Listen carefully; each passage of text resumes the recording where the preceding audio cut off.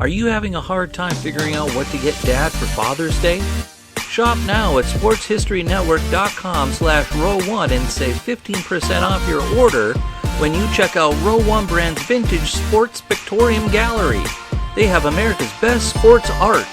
With over 7,200 historic sports prints, you're assured to find something unique for Dad this Father's Day. If he's an NFL buff, check out the 1963 vintage NFL helmet poster. Shop now at sportshistorynetwork.com/row1.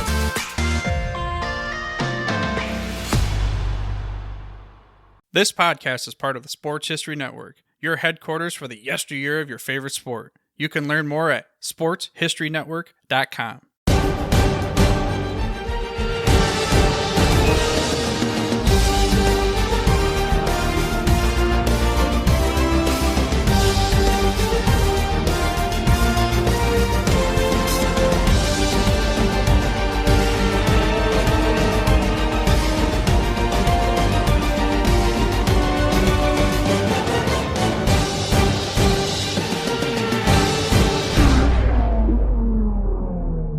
Hello once again, sports fans, and welcome to this edition of the Historically Speaking Sports Podcast. I'm your host, Dana Auguster.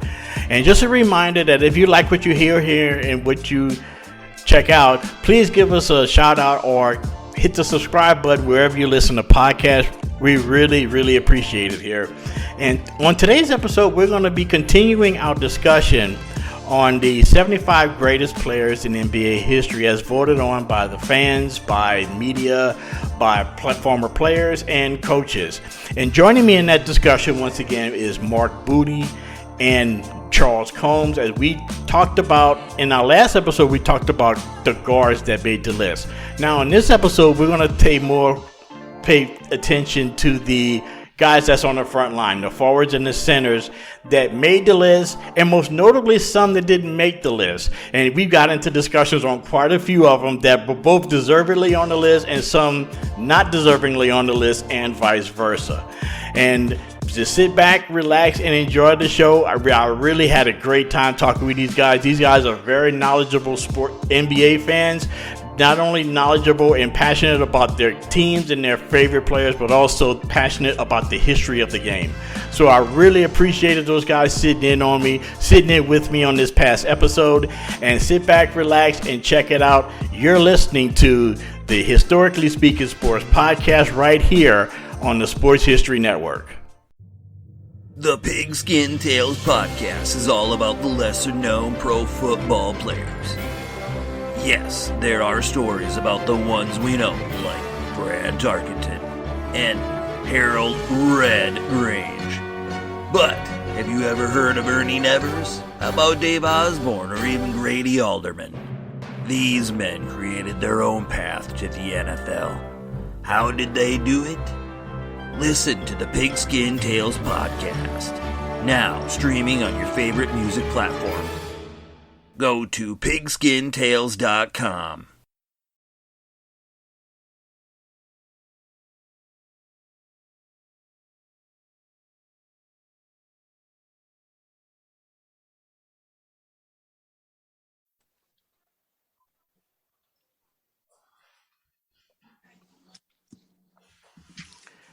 Hello once again, and welcome to this edition of the Historically Speaking Sports Podcast, where we are talking about the NBA 75th anniversary once again. This is part 2 of a discussion that I'm having with two students of the game, I would say, two very close friends of mine that are not only passionate fans about the NBA, but also students of its history and very knowledgeable fans. And that's what we have here on this podcast. Very knowledgeable people that know exactly what they're talking about. Once again, introducing them both.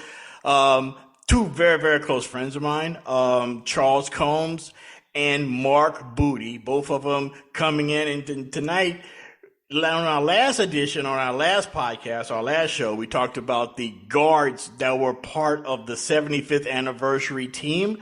And some of the things that we talked about was very, very groundbreaking and very interesting. And the interesting parts of this conversation will continue most definitely when we talk about the front line. We're talking about the forwards and the centers that are part of the 75th anniversary team. And just to give you a little overview of it, I mean, there are a few people on this list, guys, that are questionable, to say the least, as was all this. And I'm just go through, and again, we're not going to talk about the obvious ones. We're not going to talk about guys like Larry Bird or Tim Duncan or Kevin or Elvin Hayes or Larry Bird or people like that. LeBron James. These guys are pretty much on the list, but we also want to talk about some guys that are kind of questionable. And Mark, I'm going to start with you. Who on this the forwards list that you think is kind of questionable? Well, man, let me tell you something. I went through the list, and I really didn't have a problem with that position. I was more concerned that there were guys that were left off the list. Okay. Like your Chris Mullin, small forward, left off the list, was on the dream team with Jordan, all those guys, and then a guy like Vince Carter. That was the only thing I could come up with. I really had no beef with the 75 players that they hit. I just didn't understand. I wouldn't put those guys in to replace anybody because I kind of liked the list the way it was. Mm-hmm.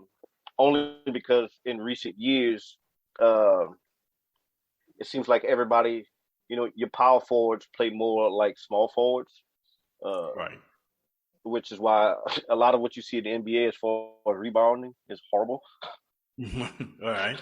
So that was my beef with it. I was really Gucci with, from the list that I saw.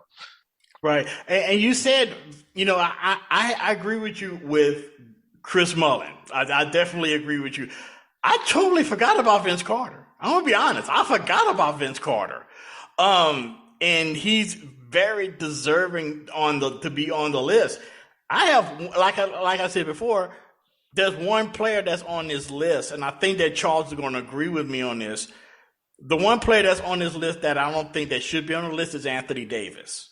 Ooh, I wrote that down, and I think that's what I wanted to say was Anthony Davis.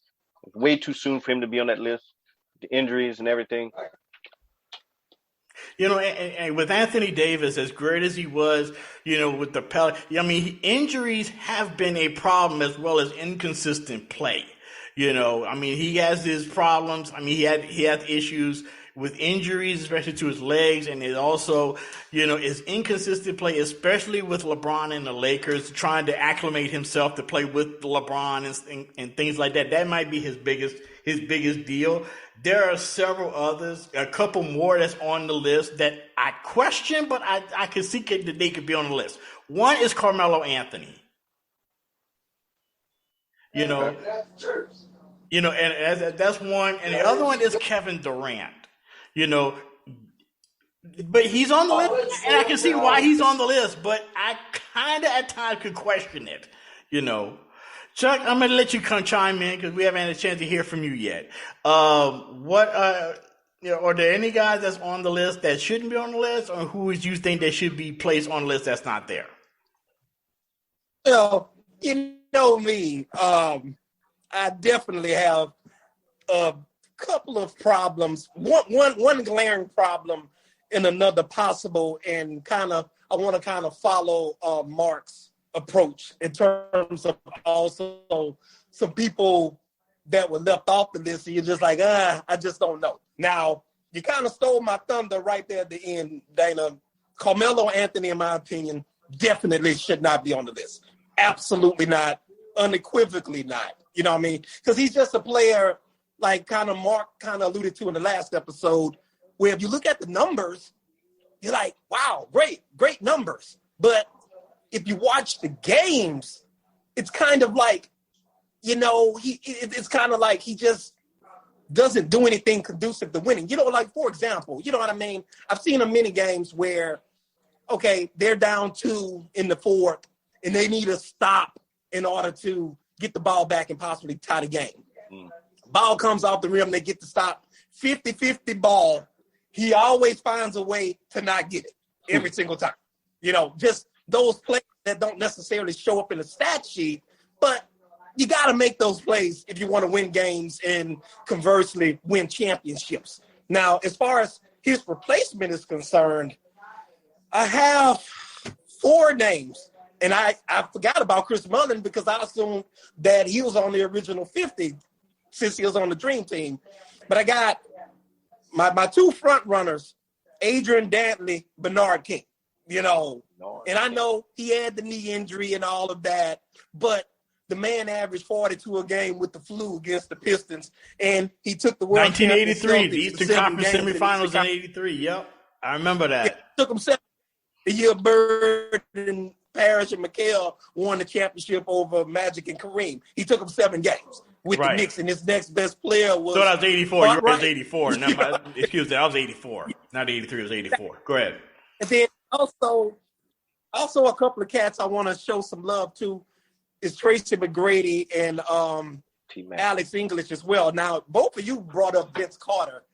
I think he's more of a top 100 player. Me personally, I think McGrady was the better player out of the 2 of them, even though, he was the Robin when they both were in Toronto together. But I think once he left Toronto, he kind of surpassed Vince as far as because Vince, as great as he was, he still has what could have been to his career. He didn't quite reach the levels that we thought he would reach. Now, really quickly, I don't have a problem with Kevin Durant because he's getting buckets no matter what area you put him in. He should be on that. You're probably going to bite my head off with this one. Paul Pierce, to me, because it was always like when him and Antoine Walker were together, they didn't really have a lot of team success. And I think also what we got to factor in as well is if it's cold, if it's rainy, and you or Mark have been at work all day, and it's a Tuesday night, are you leaving work early to go see Paul Pierce play? I don't think so. Without the other players. No. I'm a Celtic fan, and I'm not doing that. Conversely, Tracy McGrady, Bernard King, Vince Carter especially, you'll take the day off to ensure that you're there in time to watch them play, on the other hand. You know what I mean? And I also think that the 2008 championship gave him too big of a rub because prior to that, I think they may have been the one Eastern Conference final. And then you remember that it was kind of rumored when Kobe was unhappy with the Lakers that they were talking about pairing him with Chris Webber and Tracy McGrady. Now, imagine that trio circa 2006, how many championships they would have won. You know what I mean? So those are my issues. That's interesting. I mean, the whole Tracy McGrady aspect of the argument is, I agree with you to a point when it comes down to comparing to comparing how good Tracy McGrady. Now, Tracy McGrady to me was a better all-around player. Maybe if you squint hard enough compared to Vince Carter. Vince Carter was more of the gate attraction than Tracy McGrady was, though Tracy McGrady was incredibly great. But I think that the one thing about Tracy McGrady that rubs people the wrong way, unfortunately, is the fact that he's played for so many different teams over the years. And he doesn't have that one signature moment in the postseason. Now, he did have that game one year in Houston where he scored like the final 11 points in like a minute or so. But that was a throwaway regular season game. But he didn't really have a lot of, I would say, a signature moment in the postseason. Vince Carter, not really either, even when he was with Toronto. And then after he left Toronto, he kind of got lost, So I think that's the reason why. I give you another name. Now Alex English, I definitely agree with. He should be on the list. You talk about a guy that could drop 50 points, you don't even know it. And he was the Correct. Denver Nuggets in the 1980s. You know, him and Dan Issel, which was on his last legs with the Nuggets, you know, and your favorite player, Chuck, Winston Garland, was on that team, and Calvin Nat and those guys. But it was Alex English that was part of that squad. You know, and one of my all-time favorite players that's not on the list, unfortunately. And I think that he is in that Tracy McGrady category, and that's Sean Kemp. He's not on the list. And I think that once he left Seattle for reason or reasons unknown, he kind of got lost. He basically became a shadow of what he had been when he was with the Sonics. And, you know, those are the guys that, you know, and one more guy that I forgot about, and we all forgot about, and I think that the reason was because he was injured so often, was Grant Hill. Yeah. You know, and he was, because he could have been on this list very easily had it not been for all of the injuries. Yeah. I agree. Kind of, Mark, what do you think about, you know, his retort? Well, I mean, or even what I said. Grant Hill, and see, I'd written that down earlier because I was hoping we'd get to the issue of the 2007 Phoenix Suns, which Grant Hill was a part of. But no, I agree. Sean Kemp, definitely. I think he should have been there. When I want to say somebody, you're probably gonna get mad at me, and probably whoever listens to this is gonna curse me lower than a dog. But I don't like Dennis Rodman. Ooh, well. Look. Now, hear me out. Now, here's the thing. I honestly don't have a problem with that. I don't. He was great with the Pistons. He was great with the Bulls. Both strong supporting casts. Without those teams, we don't know who Dennis Rodman is. Yeah, he wasn't a scorer. That's for doggone sure. He was not a scorer.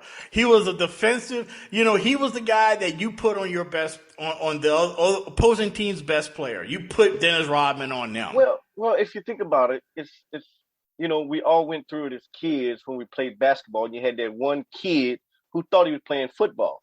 He was rough.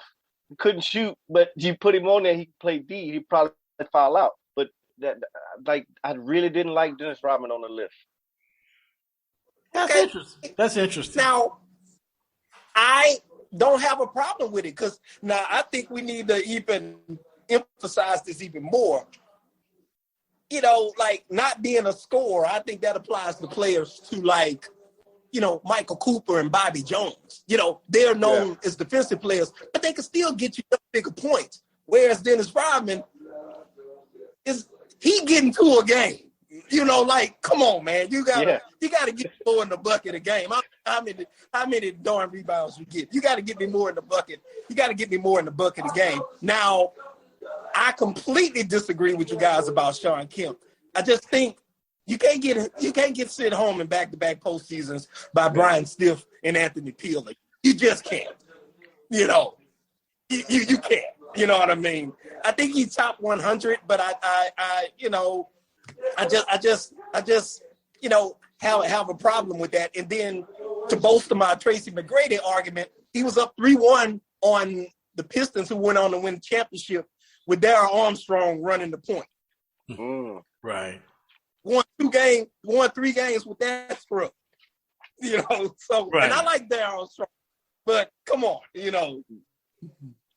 Now, Chuck, you said you one person that you just said was Adrian Dantley, and with the Pistons and early on in his career with the Jazz.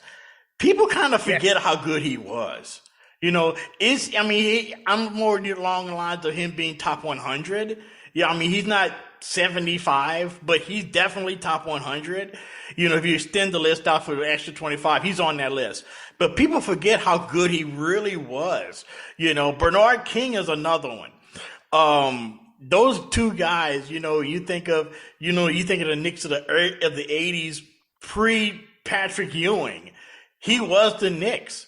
And we talked about briefly that performance that he had against the Pistons in '84, but I think the reason why people don't talk about Bernard King as much again is the injuries.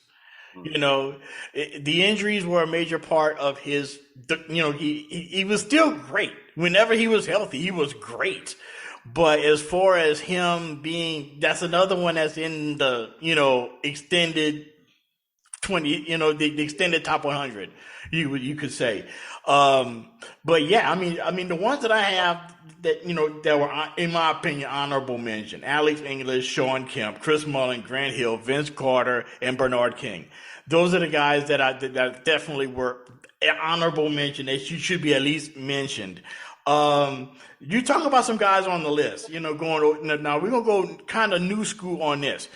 Giannis Antetokounmpo's on the list. Do you think that's too soon, or that's just basically in the wake of him winning a championship? I think he should be, in my opinion. I tell you what, if he's a better outside shooter, he's shoo-in for the list. But for me, he should be on the list, but I'm hesitant to put him there. But he's definitely on the list. But I think he won the championship in the super team era in Milwaukee. You know what I mean? And that's saying something. That's a point that I hadn't thought of. He won it in a major market, super team era of the NBA, in one of the smallest markets in the NBA, which is correct. saying something. And then also most of our respective lifetimes, the majority of the championships are Riley, Casey Jones, Daly, Phil Jackson, Popovich. Yeah. And the man won the championship with Coach Bud. Yeah. Yeah. He's not going to be on anybody's Hall of Fame as a coach. He won with him. What are you guys' thoughts on that? Yeah. He had Chris Middleton, and we saw it in pretty much in this postseason, this past postseason for the Bucks. They missed Chris Middleton. They really missed him. And because I think if Chris Middleton was there, it would be the Bucks and the Heat in the Eastern Conference Finals right now. And again, I'm a Celtic fan, and I'm saying this, and it's the truth. Missing Chris Middleton was difficult for him, and Giannis did as much as he possibly could to get that team to the finals. And you can't, and with him being a freak of nature, pretty much, with him being as big as he is, as nimble as he is, athletic as he is, and if he developed an outside shot, he could be dangerous, going forward. And I think that you've seen in this past season and postseason, you kind of seen him do that, with extend out with the with the 3-point range, and if he gets consistent with that, then all bets are off. She messed up. Well, I kind of agree. I kind of agree with that, because he was a great player. Now, I think one of Mark's picks, quick, both of you, Grant Hill. Yeah, I know his greatness didn't have the most longevity, but sometimes you can be, even if it's a short time, you can be so great. A la Bill Walton, Gale Sayers in football. You can be so great that even if it didn't have the longevity, you got to put him in there. And I honestly think a great case can be made for Grant Hill in that regard. Despite the injury, he's still 75, because when he was on, he was just that great, Yeah. Oh yeah, for sure. Absolutely. Then you got some of the older guys that's on here. Rick Barry from the 70s, who was, everybody knows him with the granny shot at the free throw line, but he also has the highest free throw shooting percentage in NBA history. He also has the highest points per game total in NBA Finals history in a loss. In the 67 finals against Philadelphia, he averaged something like 39 a game in a loss. Billy Cunningham, everybody know him as a coach for the Sixers in the 80s, but he was a really great player for the Sixers back in the day. Kevin Garnett was on the list. Looking down the list, two guys that made the list this year, but was not on the list in the 50 year was Bob McAdoo and Dominique Wilkins. Now, what are y'all thoughts of Dominique? Oh man, he was great to watch, especially in that era with the Clyde Drexlers and Michael Jordans, and they had a pretty good team at that time. But the most I could talk about Dominique Wilkins was slam dunk contest and Atlanta Hawks just being horrible. Well, one thing about the Hawks teams with Dominique, and I'm going to let Chuck chime in a sec, was that team had a lot of talent, but it just didn't have that one cohesive player that can make it all fit together, I think, because you had Dominique Wilkins, you had Spud Webb, you had Doc Rivers, you had Kevin Willis, we had other pieces there. Mike Fratello was the coach. And they had some playoff runs, most notably in '88 when they went up against Larry Bird and the Celtics, and Dominique dropped 45, and he scored the last 25 in that epic duel with Larry Bird, which pretty much solidified his place in the Hall of Fame. Because if you go back and watch that game, just the second half of that game, you see how great Dominique Wilkins was. And because every time Bird hit a three, Dominique came back and hit a three of his own. And they went back and forth between the two. And, of course, they didn't have enough firepower to contend with Bird and McHale and Parrish and Ainge and Dennis Johnson and those guys. Granted, the Hawks were a good outfit, but they wasn't up to the Celtics level in the Eastern Conference in the mid to late 80s. Yeah. And if you think about as far as go ahead, Mark. Well, you go ahead, Mark. The Celtics at that time were almost like certain teams in college basketball. May not have that great of winning record, but when it came to tournament ball, they were powerful, and that was, I remember the Celtics like that, man. You did not want to play them, especially when it came down to final. You didn't want to play him. Yeah. Now, for me, I know you guys are probably about to bash my head in, and I'm sure my years, Dana and I have been friends. He's probably heard this argument at least once. I felt that not only if Dominique should have been on the 75, I felt that he should have been on the 50. Yeah, I believe that too. Because I believe that as well, yeah. Because, in the 80s, Dr. J and Kareem kept the NBA alive. And then when Magic and Bird came on the scene, that's when it exploded into popularity. Now, revisionist history will have you to believe that Magic and Bird alone saved the entire league. But they had a whole plethora of supporting stars that helped expand it too. And Dominique, Isaiah Thomas, Mark Aguirre, players like it. And I think, a lot of times in the mid 80s, they were horrible for referring to the Hawks for a few years, but they were perennial 50-game winners. Like in the late 80s, they were perennial 50-game winners. And I feel the biggest travesty was when they announced the Dream Team. He was one of the catalysts that had gotten the NBA up to the point where they began to have international appeal. And Scottie Pippen only had one good playoff run in 91 and had just won a championship. And they put him on the Dream Team ahead of Dominique, which I felt was just totally wrong. And I just felt that he was the better player because Dominique was leading his franchise, whereas, Scottie Pippen, if he didn't have such a good game, they could still win because he had Jordan, whereas fortunes of the Hawks solely rested on Dominique. Yeah, I mean, that's a great point because, and you think about too, I mean, the Hawks, growing up, I used to watch the Hawks all the time because that was the only NBA team that we really saw growing up in Louisiana during the early 80s. And Dominique was the only thing they really had, at that time. You had guys like Tree Rollins and John Concack and Cliff Livingston. I mean, they weren't setting the world on fire, to say the least. But when they got guys like Doc Rivers and Spud Webb and Kevin Willis, to join Dominique, they became a perennial 50-game-a-year winning team, and they would beat teams in the Eastern Conference back then, the powers in the Eastern Conference, the Detroits of the world, the New York Knicks, the Boston Celtics, they get the run. When the Bulls and Hawks played, that was pretty much, that was the game of the week.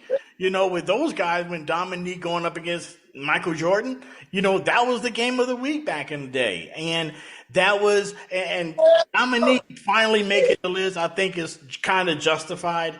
The other guy, Bob McAdoo, for people who don't know, Bob McAdoo was the Kevin Durant of the 1970s. He was Kevin Durant of the 1970s because here's a guy that's 6'10", but could shoot from the outside and was a dominating scorer. With those Buffalo Braves teams of the mid-70s with Ernie DeGregorio and Marvin Webster and those guys, Randy Smith. They made it to back-to-back Eastern Conference Finals appearances in the mid-70s, once against Washington and the next year against Boston. They lost both of them, but the Braves was a great, great team who ended up, of course, becoming the LA Clippers. But Bob McAdoo was the catalyst of that team back in those years.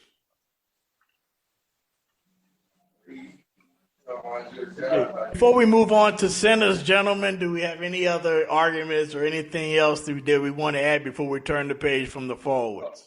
Well, I had to throw this in there because I separated from, small forward to power forward because Paul Gasol. Okay. And Amari Stoudemire. Well, I was kind of on the fence. I was on the fence about combined with Steve Nash. They could have been the Dr. Malone of Y2K. They could have been. They could have been, but with Stoudemire, it just wasn't consistently enough. He had that few years that was just kind of,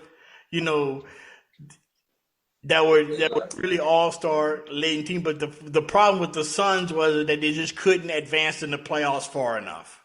Well, I mean, like I said, in 2007, the hip check incident on Steve Nash, right? That happened in I really hated San Antonio that season. I see you're bitter, Mark. I was mad, but I mean, look at the team they had. They had Sean Marion, Barbosa, Raja Bell, Boris Diaw, Grant Hill, and I think that's when Stoudemire had come off the bench and got suspended for a game, and we ended up losing the next game because of that. Right. Which is then next year we went and got Shaq on the team. Yeah, which kind of threw everything out of whack when even that happened. Yeah. Well, I got a follow-up question for Mark and a comment. First, Tom Chambers. What about him? Because he was a kind of like that 6'10" power forward. They could shoot outside a little bit. Insane finisher around the rim, could run the court really well. And then also follow-up question for you, Mark. As far as Gasol and Stoudemire are you saying that they're kind of like your honorable mention, or do you have a couple of guys in mind that you would move out in favor of them? No, that's kind of honorable mention. Gasol, because he I think he kind of put international players on the map with what he did there, and plus he could double as a center. Um, he was. I know Kobe. Kobe loved having him there. What? Rookie of the year, 2002, the first international player. He kind of Hmm. set the bar. So I almost would like to see him in the top 75. I don't have anybody that I replace him with, but I mean, uh, I really was rooting. I really would have liked to see him. Stoudemire was more of an honorable mention because I was a fan of Phoenix that time, and they had so much hope for him. Um, and I expected them to win the championship in 2007. Um, but that was a horrible series. Bad officiating. If you go back and watch it, horrible officiating, man. It's like everybody and their grandmama wanted San Antonio. Yeah. Well, I mean, Chuck, you mentioned Tom Chambers. And you would be remiss if you did not mention one of the greatest facial dunks in NBA history when he went over Mark Jackson. You know, Oh yeah. that was the greatest in your face facial dunks of all time. When you talk about Tom Chambers, and when you hear Tom Chambers' name, you think of him, of course, when he was with Phoenix and before that with Seattle. You talk about a guy that could have rivaled Michael Jordan in a dunk contest if he wanted to. You know, he was just that athletic, but at 6'10". Now, of course, you're not going to give somebody that's 6'10" at that time, you know, a chance in the dunk contest. But it would have been interesting to see if he would have competed in the dunk contest against the likes of Jordan and Drexler. You know, what he would have, how he would have been, you know, how he would have made out. You know, but one of the great finishers, open court finishers of all time that I don't think gets enough credit, I think. Yes, Yeah. but you remember the other teams when there was he Dale Ellis and Xavier McDaniel all averaging 25 plus apiece in the same season. And I have a question for Mark, since you seem to be well versed on the Suns at that particular time. Was the hip check game and Stoudemire being suspended for Game 7, was that the exact same playoff run that when, I want to say it was Game 7, please correct me if I'm wrong, when Steve Nash had to come out of the game due to a busted nose and they couldn't get the bleeding to stop and the game kind of got away from him? That was it. Yeah, you're right. That was that very same game. That was it. Against San Antonio. Okay. You're right. In 2007, yeah. Because at that point, I was like with every other NBA fan that you basically respect the Spurs, but you got tired of seeing them and you wanted someone new. Exactly. And exactly. I was, rooting for Phoenix. I'll admit it. I was rooting for Phoenix, but I was like, why do I get the feeling that the Spurs are going to figure out a way to win this? And they did. I really didn't like Tony Parker. I don't know. Something with the weight. Look, man, we got French in our blood from here, but when that dude talked, man, it's, oh my God, I just hated it. I could not, but he can ball, and that's when we didn't cover that. But I mean, think about it. Tony Parker probably should have been on the list of guards.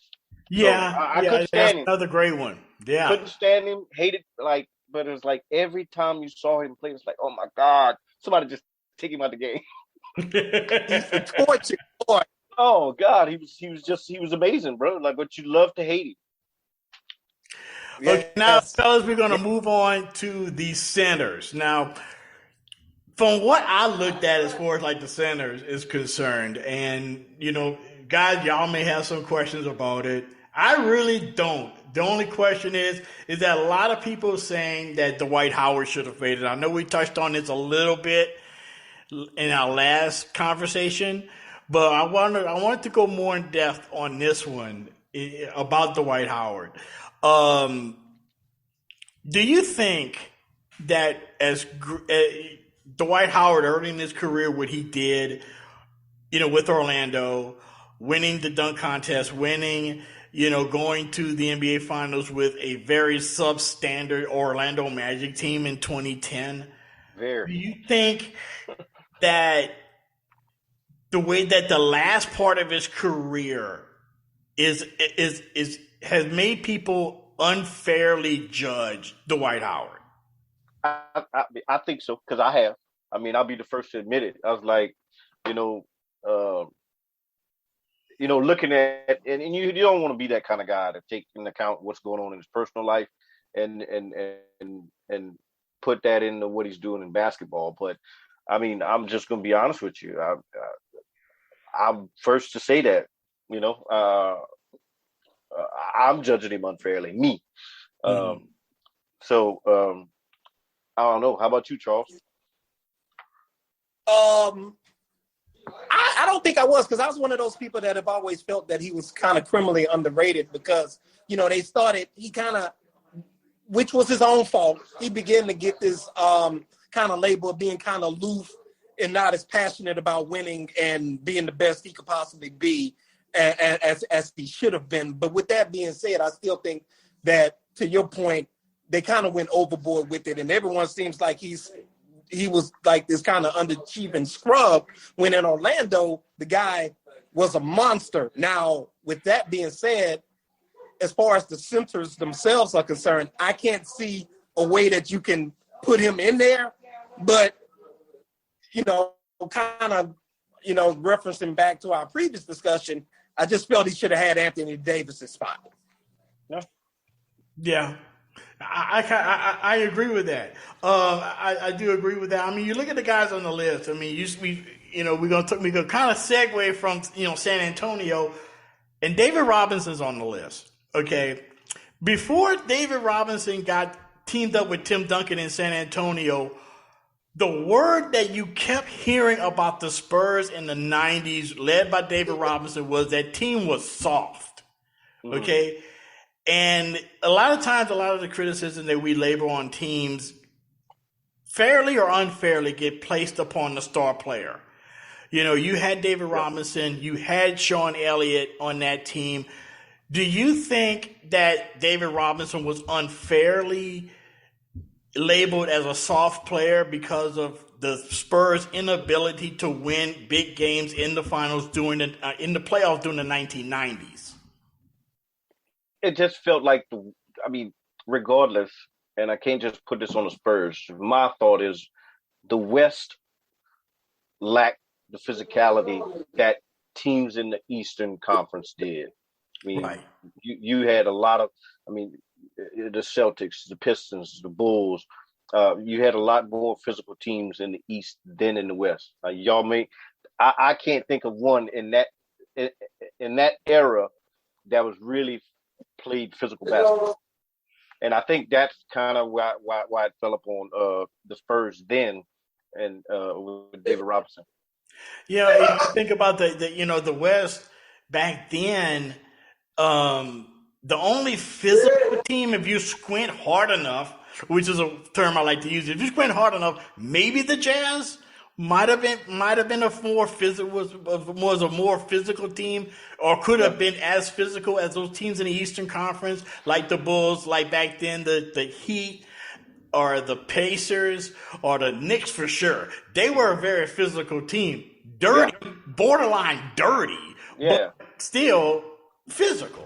And David Robinson with the Spurs, you had great players on that team with him and Sean Elliott, but for some reason, they kind of like was in the middle of that. They wanted to be physical, they had the means to be physical, but they really didn't want to be, and that sort of thing.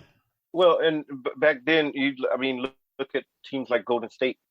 Those guys were putting up 120 points. They were scorers. They weren't, none of those teams were known for great defense or physical defenses. So I think that's where that came in. And then, but slowly but surely, they transitioned. Yeah. Chuck, what you think about David Robinson? He certainly should be top 50, all of the accolades he deserves and all of that. And I just want to bring up this point before I go into answering your question. Everyone seems to overlook the fact that he played all 4 years at Navy, and then he didn't try to get out of his 2-year commitment to the Naval Academy. So when he got to the NBA, he was like 23 already. So that was 2 prime years that he probably would have had, but he was in the Navy and all of that. But to get to your question, I think he could be soft at times, because I can't blame him for the 95 final, because the level that Elijah Warren played at that year, other than Prime, Wilt, or Kareem, who could have dealt with that other than the, and I mean Lou Alcindor in particular, who could have dealt with the level he played at that year? But I think he was soft, and Mark kind of touched upon the Golden State series. Remember when they got eliminated and Don Nelson went small, and they put Tom Tolbert at center, and they bounced the Spurs from the playoffs. And it's like, come on, you can't lose. You can't lose to Tom Tolbert in the finals. And then you also came back here and got bounced by Kevin Duckworth. Now, Rod Strickland did throw the stupid behind the back pass in Game 7 overtime, but you have got to dominate. Kevin Duckworth. So about David Robinson. So that's how I feel about David Robinson. But I got a question for both of you. By the time this guy came to the NBA, he was a shell of what he once was. But he was still a very good player based on IQ and guile alone. But a lot of what you're seeing now as far as like the individual players, this guy was the first guy along with Drazen Petrovic, because, prior to the two of them, European players were known as soft, mechanical, couldn't hoop, couldn't do anything. But this guy and Drazen Petrovic changed the entire landscape. Mm-hmm. And then secondly, this guy is the reason why the pros play international play to this day, because he absolutely obliterated the 88 Olympic team in the 88 Olympics. And I'm referring to Sabonis. Even though he didn't have that success in the NBA, because by the time he got there, he was well past his prime. But at his peak, had he been in the NBA, Portland would have certainly won some championships, and he certainly would have been probably top 50, not only one top 75. I tell my nephew and my stepson of how good Arvydas Sabonis was. And I told him that he's basically a cross between Dirk Nowitzki and Shaq. Okay? That's what he was. And imagine Shaq, as big as Shaq is and as strong as Shaq is, could shoot three-pointers consistently like Dirk Nowitzki. That's scary. And I was thinking about this when I was looking at the list about, with Arvydas Sabonis and that 88 Soviet Union team might have been one of the greatest pre-Dream team, one of the greatest basketball teams ever assembled. You had Arvydas Sabonis. You also had Sarunas Marciulionis. You had two guys that could have came into the NBA right then and there and been franchise players for somebody. Mm-hmm. And there's also, you think of what would have happened if they were able to come to the NBA when they were drafted. Chuck, you mentioned that Sabonis was drafted by Portland. Can you imagine what that Portland Trailblazers team would have been with also along with Drazen Petrovic? And they would have rewrote the NBA record books had they came, because there was nobody that could have dealt with Sabonis along with Drexler and Kersey and Duckworth and Cliff Robinson would have came off the bench most definitely. Yeah. But Sabonis is one name that a lot of the younger cats, they know his son. They know his son. His son is a pretty decent player, but it's nothing like what his dad was. Nowhere near like what his dad was. Mm-hmm. And I think people tend to overlook that they made the finals twice in 3 years with Duckworth at center. Yes. So imagine you take off Duckworth, put him on. Now you got to overcome Rick Adelman, because as much as I like Jerome Kersey, and I know he was a young player at the time, how did Drazen get zero burn? Yeah, is amazing to me. But Only Rick Alderman. The same guy that benched. It's the same guy that benched Bobby Jackson and cost them the 2002 finals against. Yeah, because I was a big Kings fan back then, and I'm still wondering about that. I used to love the Kings at that time. He wouldn't play. He had Gerald Wallace, Turkoglu ride the bench, and wouldn't play Bobby Jackson in favor of Peja Stojakovic and Doug Christie. Like, come on, man, you gave the series away. But and I know he do it in the NBA, but man, he's the reason why. Like a lot of the international influx, the pros playing in the Olympics now, he's kind of the genesis of all of that. He had to be the genesis of that because he basically single-handedly – David Robinson was the player of the year in 1988, right before the Olympics. And he basically manhandled David Robinson. And they basically showed all of the pro scouts and all of the powers that be in the NBA. Okay, we need to put some of these NBA players in here because that Soviet Union team – the U.S. team was basically 18, 19, 20-year-olds. The Soviet team was basically made up of men. These were guys that were like 25, 26, 27, 28 years old. Okay? These were grown men that the U.S. team was playing against. And you saw that in that game, especially when the National Player of the Year, David Robinson, was basically destroyed by Arvydas Sabonis. Yeah. Mm-hmm. Yes. Wasn't Alonzo Mourning on that team too? I know that David Robinson was on the team. Dan Marley was on that team. That's the only ones that I could think of right off the top of my head. Mourning might have been on that team. Alonzo Mourning might have been on that team. But I know for sure it was David Robinson and Dan Marley was on that squad. Yes. Okay. Charles, I'm glad you brought that name up. Thunder Dan? Because no, Alonzo Mourning. Okay. Because look, seven All-Stars, 2 All-NBA, 2 block champions, Hall of Famer, 2-time Defensive Player of the Year, 2-time All-Defense. And I don't know. I don't know if he was on the list the top 50 or what, but I don't think he was. Why isn't he on there? That's a great point. That's another name that I forgot about Alonzo Mourning. And and you can't dispute everything that you said, of all the firepower that Mark just brought with the stats and everything. You can't dispute all of that. You can't.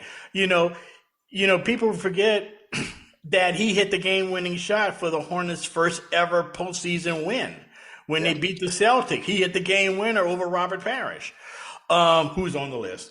And then he was the centerpiece of that Miami Heat squad during the 90s with him and Tim Hardaway.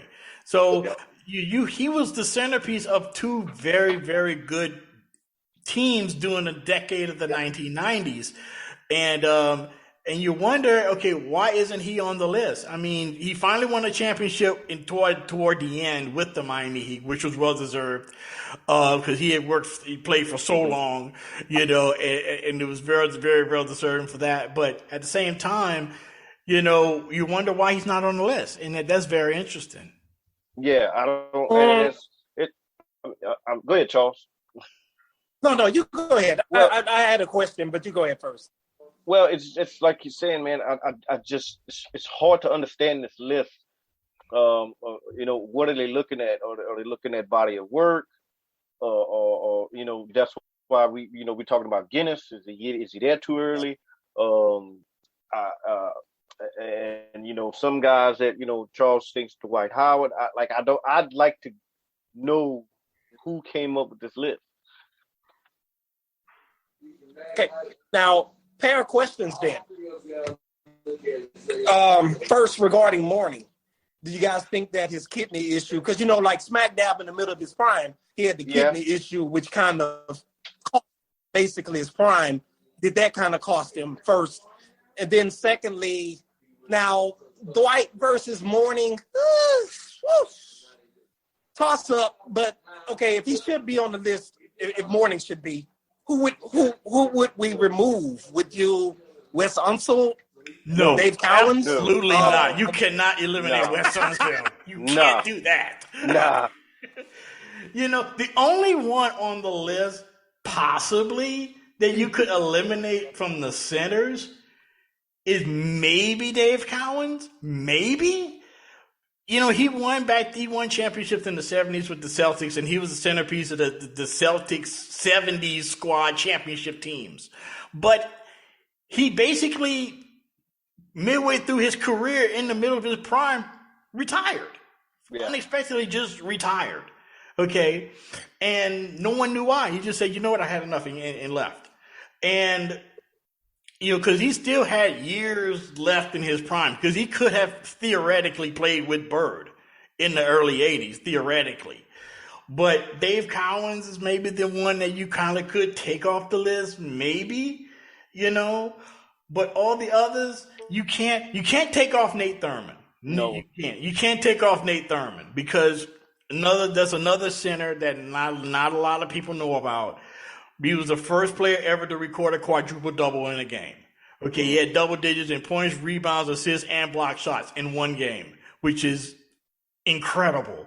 And he played for the Warriors in the 70s and then later with the Bulls and Bob Love, with that, but unfortunately for him, he never had a chance to win a championship with Golden State, which he basically was the anchor of for a decade. Until they got rid of him, and the year after they got rid of him, they won the NBA title. So, but everybody on the centers list, you could say, okay, yeah, they definitely belong here. Guys like, Bill Walton. Yeah, he had the injuries and stuff like that during his career, but that one year that he was healthy all the way through, the Blazers ended up winning the whole thing. Which was also their very first appearance ever in the NBA playoffs. And everybody else on the list, guys like, George Mikan, he was the NBA's first superstar. You ain't taking Wilt off. Patrick Ewing. No. Patrick Ewing, he was the New York Knicks for over a decade. Yeah. He was the centerpiece of that New York Knicks team, which I remember once upon a time, not so long ago, my friend here was a big Knicks fan. My boy Chuck over here was a Knicks fan. He used to come to my apartment all the time complaining about the New York Knicks, So, but some of these guys on the list is like, this is a very solid list of centers. Yeah. Okay. Question, no. I have one possibility. And at the risk of sounding blasphemous, I'm just playing devil's advocate. Mark's face turned up already. But at the risk of sounding blasphemous, what about Robert Parrish? Now, he's the best I've ever seen at slipping the pick and roll. Nobody slips the pick and roll better than Robert Parrish. But he was third fiddle to Bird and McHale. Now, was it because of the team he was on? Because when he was in Golden State, he was unable, and he was the guy, he was kind of unable to lead his team anywhere. I think you're right, Charles. And I think that it's kind of like the Dennis Rodman thing. I mean, the Chief, he was surrounded by a lot of good players that helped they just helped him look just that much better. So, I mean, I feel you on that one. I really do. Robert Parrish, but you got to remember, it's kind of hard to lead a horse to drink water when you don't have a horse. Because with those Golden State teams in the early 70s, the late 70s, early 80s, Golden State, the only real viable name on that Golden State team was Al Allos, and that was the coach. Yeah. So that's the only thing they had on that team, Then Red orchestrated the trade to get Robert Parrish, and he was, I don't know if he was the final piece of that 1981 championship team, but he was a contributor, and early on, and you could really make the argument that he's a third fiddle to Bird and McHale, and would he been as great with another squad, whether if he was pretty much the lead man or whatever. But if you think back on it, he's had some pretty, especially in the '84 finals, he basically outplayed Kareem in '84. He outplayed Kareem in the '84 finals. And which is difficult. Yeah, granted, Kareem was like ancient history back then, but still, it's Kareem. And Robert Parrish was like an understudy. And that's when he became pretty much Robert Parrish. That's when he became the chief. But you can make a very serious argument either way, though. You really could. The Celtics were very physical, and Kareem, you out in LA, man. You ain't used to that, and you don't just get beat up by one. You get beat up by the whole Celtic team. Everybody's putting their hand on you back then. So I mean, I think that was a struggle for Kareem back then, because the East was Knicks, Pistons, Celtics. Man, the guys just played physical basketball. It was insane to watch. And you want to talk about final pieces?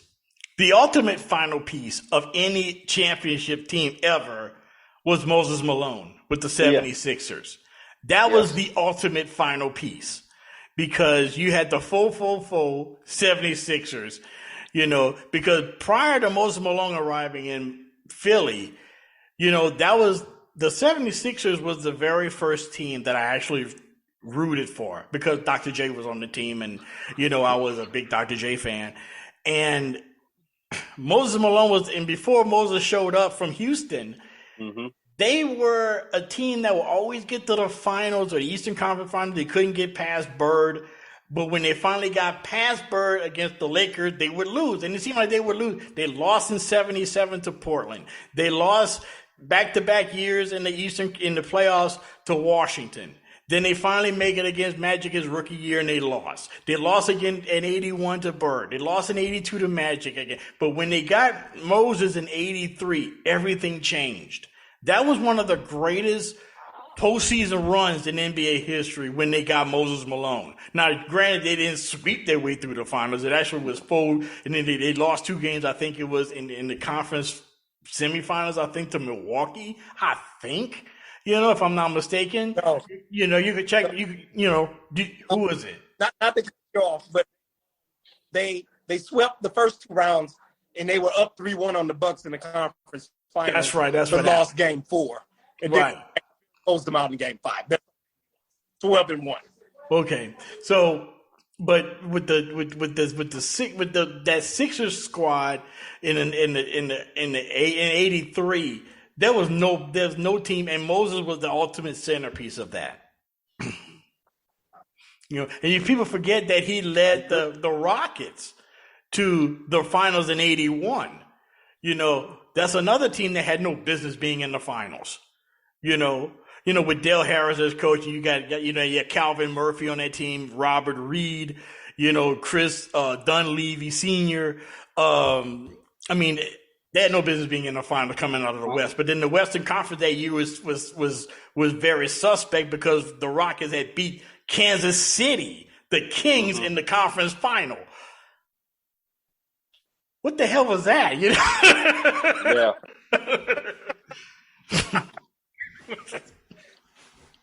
Yes, But in '81, the Western Conference Final was the Houston Rockets and the Kansas City Kings. What? Who won it? Was Reggie Theus there yet or not? I think Reggie Theus might have been, and that might have been his rookie year. It might have been his rookie year. Because I'm struggling to figure out who is actually on that team, the '81 Kansas City Kings. That might be a good podcast topic, Good little research topic. I have no idea. But you look at this list right here, Willis Reed, authored one of the greatest NBA moments ever. I mean, his name has become a metaphor. Okay, a Willis Reed moment. When he comes out of the locker room, coming off the bench and going crazy, even though he scored 4 points in Game 7 and 70. It was like the inspiration, for that. Who else? Who else am I coming? Bill Russell. Enough said. Yeah. Shaq and Olajuwon, those are the guys from the 90s, that met up in the 95 finals, with the Heat and with the Magic and the Rockets in 95, Shaq would even up with his bad free throws and stuff like that. He's on the list, mainly because of his force and also maybe personality, I think, as great of a player he was, I think he had even better personality. He added personality to the center position. Well, I mean, especially if basketball today is not what we grew up with. So you see, more your power forwards play more like small forwards, and your centers play more like power forwards. Which like with the game is not as physical as it used to be. Which really hurts the center position from my point of view. So, because it's like everybody shoots. Like I don't see anybody post up. It's always, and I think that when I started seeing, big guys taking jump shots, I'm like, what the hell's going on?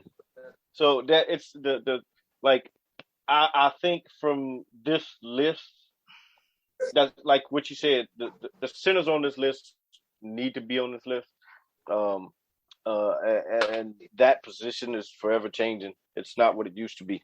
Well, it's like the center position. I always equate the center position to what like the fullback in football. You don't see fullbacks anymore. Yeah, exactly.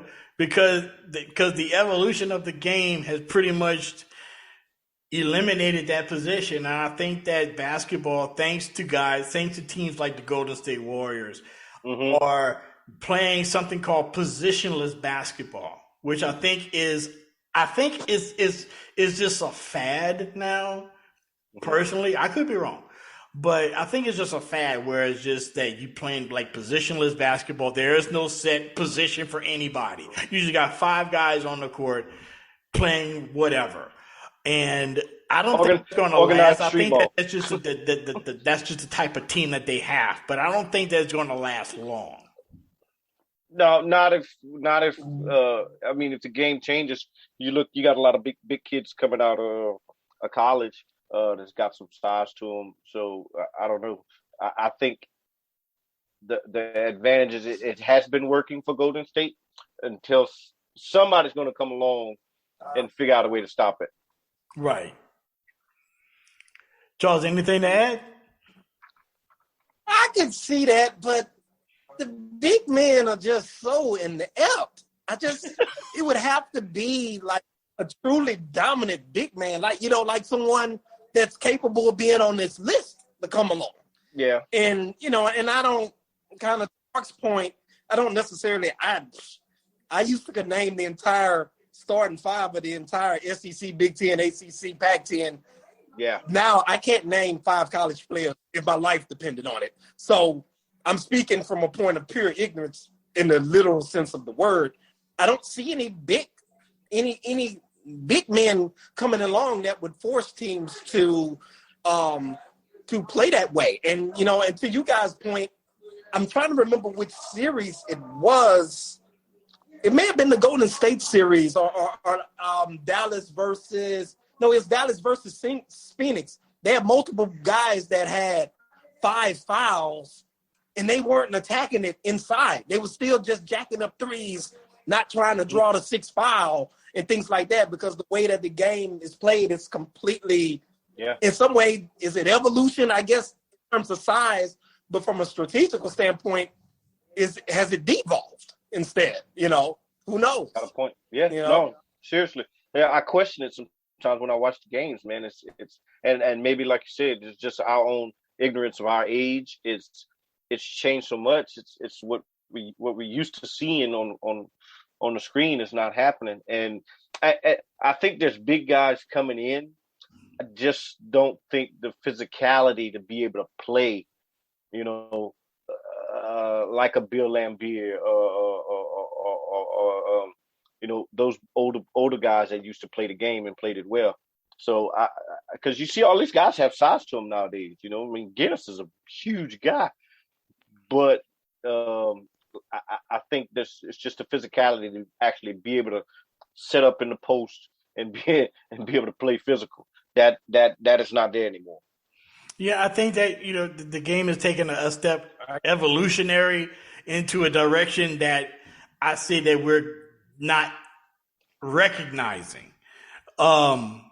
Because if you have a guy, say for example, you bring in today, looking at this list, you bring in like an Akeem Olajuwon with his skill set now, okay? Mm-hmm. I think that offensively he would dominate, but I think he would get lost in a way because of the way that the game is played more up and down. And I kind of equate today's NBA to and I compare it to football. During the time of the late 80s, early 90s, where the NFL, where certain teams in the NFL had this dubious flirtation with the run and shoot. Okay. Yeah. And I think that that's where the NBA is right now, is that they're trying to do something, as for like more points and stuff like that.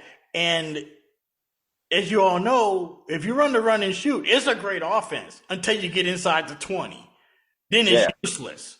I mean, you could score, but as long as it has to be like further than 30 yards away, Now, once you get into like 10 yards, 5 yards, then the run and shoot, there's no room, So I think that if a coach or a player of like Akeem Olajuwon's skill set, that could just camp down low and just go to work down low, there's not too many centers in the league now that could deal with anything like that. But the coach and the players on the team would have to pretty much get into their mindset, we got to slow the game down. Yeah. Now, would they be willing to do that is another question. Yeah.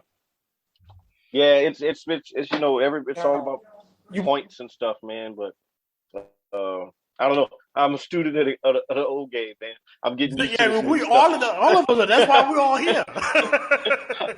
Getting used to this new type of play, man. I mean, it takes the time because some of these guys, I'm like, man, why you just don't post up? Nope, turn around, 2 to 3.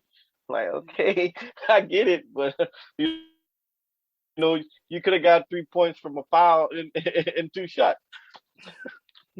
Well, we're gonna shut it down in a sec. But Charles, I'm gonna give you the last word. What's on your mind? Okay, great, and man, enjoyed talking shop with both of you guys, man. This was definitely a treat, and kind of overall, I just got one final thing. One guy that we completely overlooked, Bobby Dandridge. I think, Bobby Dandridge was a great player, and he won Greyhound. You're right, the Greyhound from Norfolk State, and the Bullet. We completely overlooked him, but things are going to be overlooked. But I mean, I just enjoyed it and talking with both you guys, and man, both you guys, man, great discussion, and learned a lot from both of you guys, man. And thank you guys so much. Man, thank you for coming on, Chuck. Mark, what you got? Oh, man, I appreciate it, man. It kind of was a hectic day. My daughter, Aurora, she woke up this morning with swimmer's ear. So we've been fighting that all day. And, of course, her sister wants to run outside and play. So I got one inside, one outside. My wife, she's at the store, so it was kind of chaotic. But, like, right now she's knocking on the glass window trying to get in. But no, ain't nothing like doing this live, boy. Ain't nothing like it. Yeah. But no, man, it's good for me. It's kind of something different outside the norm, work and life. But I enjoyed it, man. Like you had me. I even took the time. I said, you know what? Before we get on this, let me get online and start looking up some stuff, just to make sure I was prepared. All right, man. You were great, bro. You were great, man. I really appreciate y'all guys coming on with me. All right. And once again, y'all, just let me introduce these two gentlemen, these Charles Combs and Mark Boutte. Those are two very passionate, very knowledgeable NBA fans here on the Historically Speaking Sports podcast, and we want to thank them both for coming on. And we'll be right back to close things out right after this. At the Sports History Network, we're all about the sports yesteryear, and so we're pleased to introduce you to Row One, an online memorabilia gallery and shop that brings sports history to life. The Row One gallery features over 5,200 gorgeously reproduced prints of team posters, game program covers, game tickets, and advertisements in baseball, pro and college football, pro and college basketball, and more. Any gallery item may be printed in a variety of sizes on wood, metal, canvas, acrylic, or poster paper. It's your choice. In the Row One shop, you can pick from thousands of unique items that feature retro and historical backgrounds dating back to 1876. We have everything from clothing to phone cases to mugs, even shower curtains. Go to sportshistorynetwork.com/Row1 for access to the full Row One catalog. When you buy from the gallery today, you can instantly save 15% on your purchase. All you have to do is enter the code SHN15 and your discount will be applied. That's SHN15. That's it. Simple. Save 15% off all your prints in the Row One gallery. Just go to sportshistorynetwork.com/Row1. And don't forget to check out all the podcasts on the Sports History Network. Soundtrack provided by Kevin MacLeod of filmmusic.io. And ladies and gentlemen, that will do it for this edition of the Historically Speaking Sports Podcast. I'm Dana Augusta, your host, and we'll be back once again pretty soon with another episode as we take a trip down the beaten path of sports history, and I will be your tour guide on that adventure coming up pretty soon. Once again, I'd like to thank Charles Combs and Mark Boutte for joining me on this particular episode. Actually, this episode and the one previous, as we talked about the 75 greatest players in NBA history as voted on by media, NBA execs, former players, and former coaches. It was a fun, very interesting discussion that we had here. So until next time, fans, stay tuned for another edition. And please, don't forget to hit the subscribe button if you like what you hear here, and also drop us a line here at the Sports History Network via email. You can hit us up at Historically Speaking Sports. That's historically.speaking.sports@gmail.com. That's our email address. Or you can hit us up and check us out on Twitter, which is historicallysp2. So until next time, thank you guys for joining us, and they all have a great week.